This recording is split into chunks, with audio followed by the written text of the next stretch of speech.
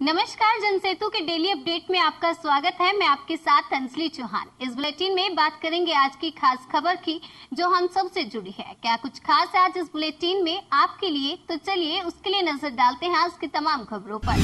साल 2022 तक हर गरीब के सर पर छत के सपने को पूरा करेंगे पीएम मोदी, ये कहना है राजनाथ सिंह का।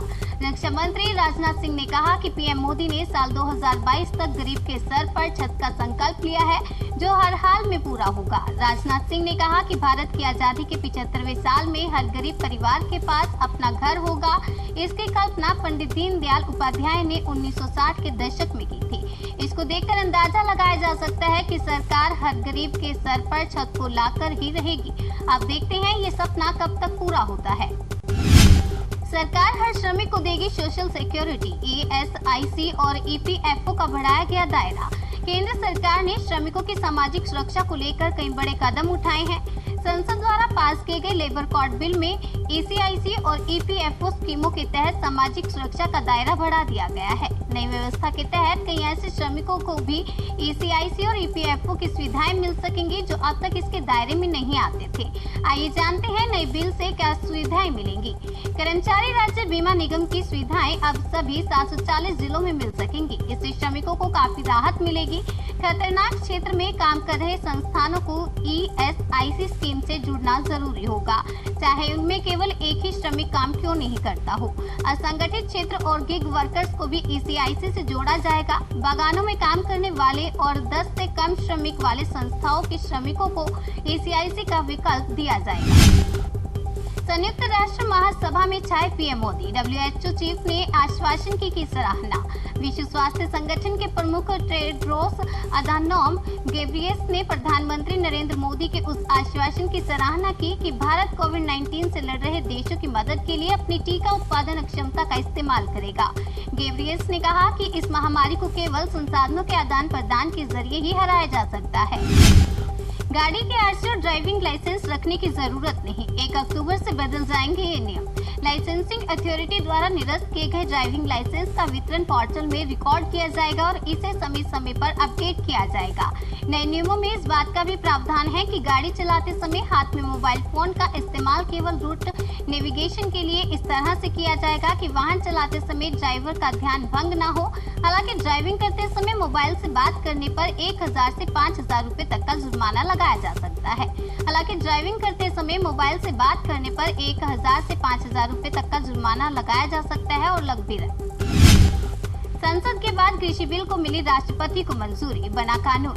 राष्ट्रपति रामनाथ कोविंद ने संसद द्वारा पारित तीनों कृषि विधेयकों को रविवार को स्वीकृति दे दी है। इन विधेयकों का पूरे देश में विपक्ष और किसानों द्वारा भारी विरोध हो रहा है। खासकर पंजाब, हरियाणा और उत्तर प्रदेश जैसे राज्यों के किसान इसे काला कानून बताकर विरोध प्रदर्शन कर रहे हैं। वहीं विपक्ष लगातार केंद्र सरकार पर निशाना साध रहा है। प्रधानमंत्री नरेंद्र मोदी ने ट्वीट करते हुए भारतीय कृषि इतिहास में इसे एक ऐतिहासिक क्षण बताया। वोडाफोन आइडिया के यूजर्स को बड़ा तोहफा, 3G नेटवर्क यूजर्स 4G में होंगे अपग्रेड। वोडाफोन और आइडिया का मर्ज अगस्त 2018 में हुआ था। इसके बाद दोनों कंपनियों ने चरणबद्ध तरीके से विलय की प्रक्रिया को पूरा किया।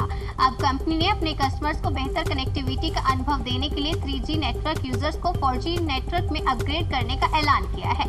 देखते हैं इसको लेकर अगला अपडेट क्या आता है।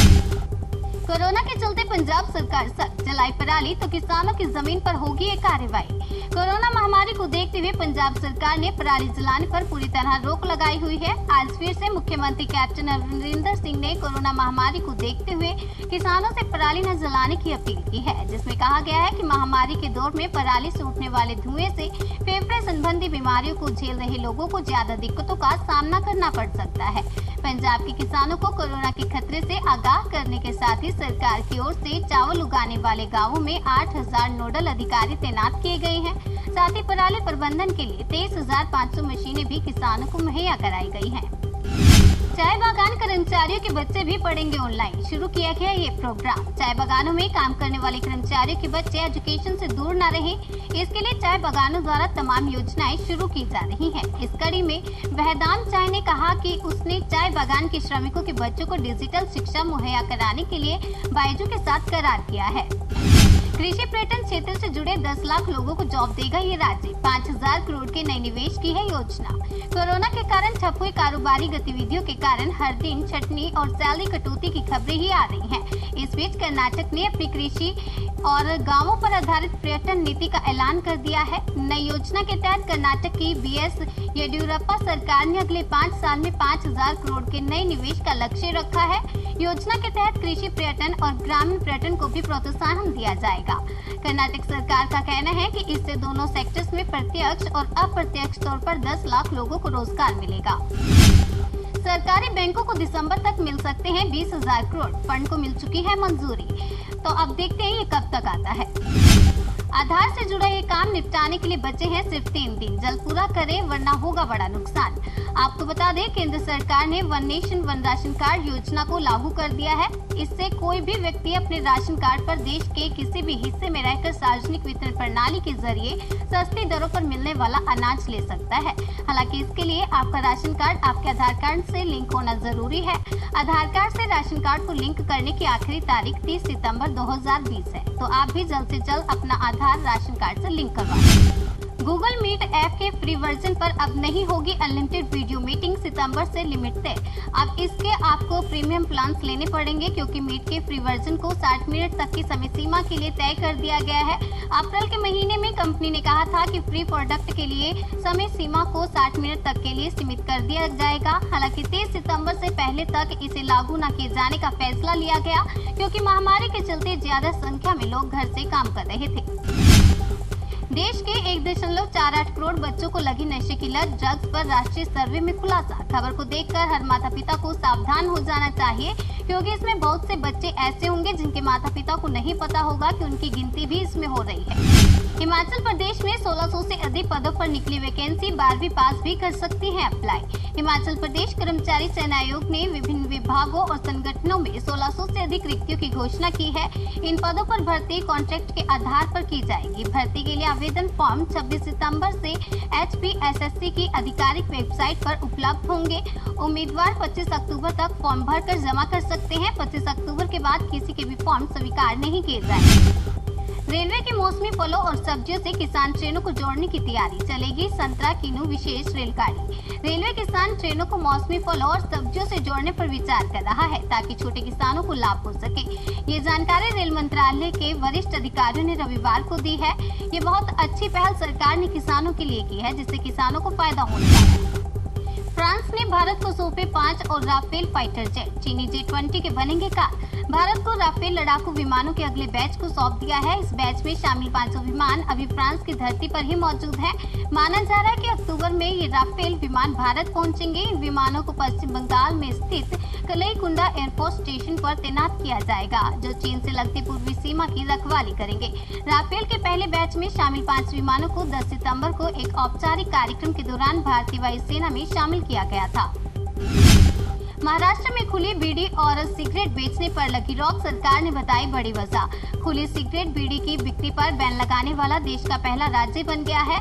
गुरुवार को महाराष्ट्र के स्वास्थ्य विभाग की तरफ से अधिसूचना जारी की गई है, जिसमें कहा गया है कि सिगरेट और तंबाकू अधिनियम 2003 के मुताबिक सिगरेट बीड़ी समेत सभी तंबाकू उत्पादकों के पैकेट पर स्वास्थ्य चेतावनी लिखना अनिवार्य है। लेकिन जब लोग खुले में एक सिगरेट या बीड़ी लेते हैं तो वे चेतावनी नहीं देख पाते। इसलिए सरकार ने खुले में बीड़ी सिगरेट की बिक्री पर रोक लगाने का फैसला किया है।